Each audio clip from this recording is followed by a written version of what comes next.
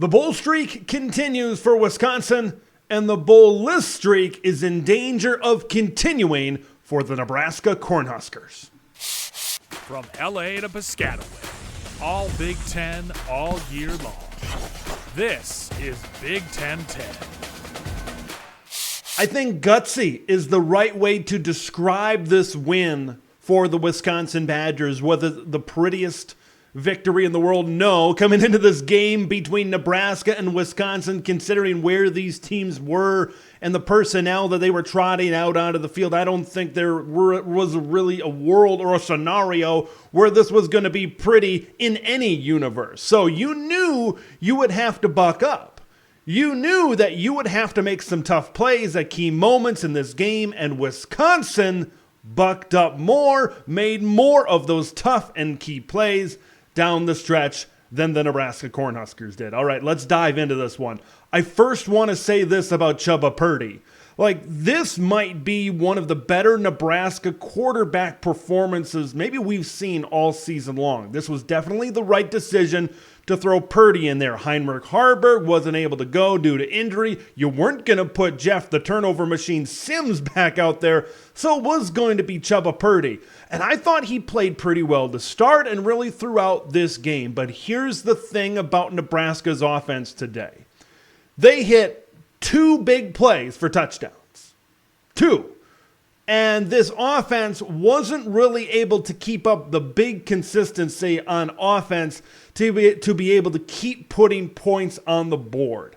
That was their problem. Chubba Purdy would scramble for a first down. His running ability and his legs were a huge part of this game. Nebraska did a really good job on the ground, mostly due to the mobility and the escapability of Chubba Purdy throughout this game. But they just didn't have enough consistency on the offensive side of the ball. And I thought Wisconsin brought the energy on defense. Remember last week, after that Wisconsin game, when Hunter Wohler called out some folks. Not enough energy. The want to wasn't there. Who wants to be here this year? Who wants to be here in the future with this Wisconsin Badgers program? I saw this nighttime crowd in Madison, Wisconsin. I have been to 2 nighttime games in Madison, and I know how rowdy it can get, and I know how players can feed off of the energy in Madison at Camp Randall Stadium, and it seemed that's what happened. This Wisconsin defense seemed faster. They seemed to hit harder throughout this game. I thought they did a really good job responding from last week's lackluster effort against Northwestern, and they did a good job here against the Nebraska Cornhuskers throughout this one. It seemed like Nebraska hit those plays early. Maybe they weren't ultra prepared for Chubba Purdy, something a little bit different that hasn't been shown on a lot of Nebraska tape so far this season. Nebraska got a couple of big plays. Wisconsin settled in, made some adjustments, and then you saw what happened the rest of the game. Huskers only got 3 points after that explosive first quarter here early on in this game. So Huskers need more consistency, especially throwing the ball. But we know where they're at. This is just, you have what you have at this point in the season. You know Nebraska's going to run the football. You know Nebraska's probably going to struggle to throw the football at certain points in time, and that's exactly what happened throughout this game. We've seen it in a lot of football games for the Nebraska Cornhuskers this season. Let's talk about Wisconsin. This was a balanced offense, and we got to talk about number 0. We got to talk about Braylon Allen, the guy that I share a hometown with. Shout out to Fond du Lac. Braylon Allen, it was clear he was not 100%, but him being out there, I think, meant a lot. He made some bigger key runs down the stretch in key situations. And how about the heart? And maybe he had a little bit of help from his friends up front getting into the end zone there for Wisconsin late in the game there in overtime to really put this one over the top for the Wisconsin Badgers. I think Braylon Allen being out there, he was not slated to play in this game coming off of injury. But being in that game, sometimes that can give a boost to some of those guys in the locker room. That can give some, like, oh, he's playing now? Okay, now I'm a little bit more jacked. Now I'm a little bit more psyched to get out there. I'm going to make some plays. If he's willing to put his body out on the line, even if he's not 100%, I'm willing to give that extra effort throughout this game, right? There was no Bryson Green in this game. Will Pauling continues to be the number one target for the Wisconsin Badgers. I thought Tanner Mordecai, it was a Tanner Mordecai type of game throughout this whole season for Wisconsin. His numbers throwing the ball aren't going to blow you away. He makes plays with his legs in key situations to keep on moving the chains. Right, beginning of the year, we all thought this Wisconsin offense was going to be explosive, but it just hasn't. They've had to fight and claw to get some of these first downs, to get some of these scoring plays, and that's a lot what this game was, going up against a really good Nebraska defense.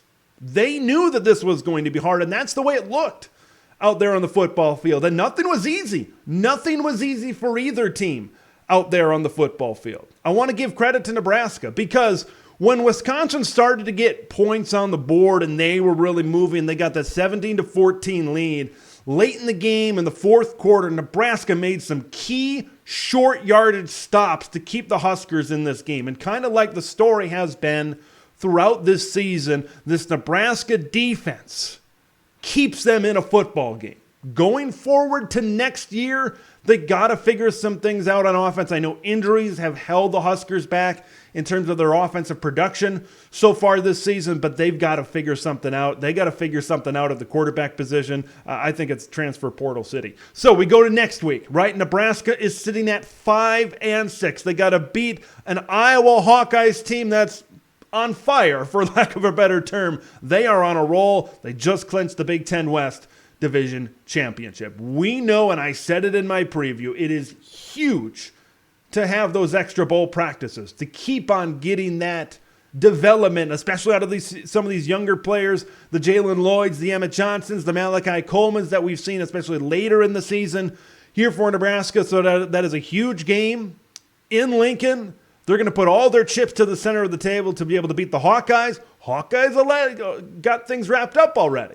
So we'll see what the motivation is like for the Iowa Hawkeyes going forward in that football game. And we talk about the development going forward for Nebraska, Wisconsin. You lock in a bowl game. You're playing a Minnesota team, even though it's on the road in Dinkytown. This is a Wisconsin team that could still probably go in there and beat Minnesota and finish 7-5. So they want to look to finish the season strong as well and maybe get a little bit of a better bowl slot here in the Big Ten. This was a fun game.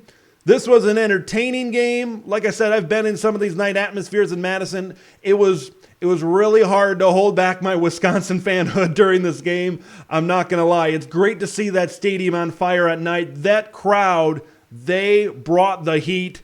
They brought the energy. You love to see it in Madison, Wisconsin. All right, I want to hear your thoughts on this game. Do you think Wisconsin can finish 7-5 with a win over Minnesota last week? And then what about Nebraska? What does this game tell you about their chances against Iowa next week? Leave all that in the comments below. I'm Big Ten Ted. We'll see you in the next one. Thanks for watching Big Ten Ted, where it's all Big Ten all year long. Make sure to like the video to spread the word of Big Ten Ted to the masses, and subscribe to the channel for updates on Big Ten content that drops every day.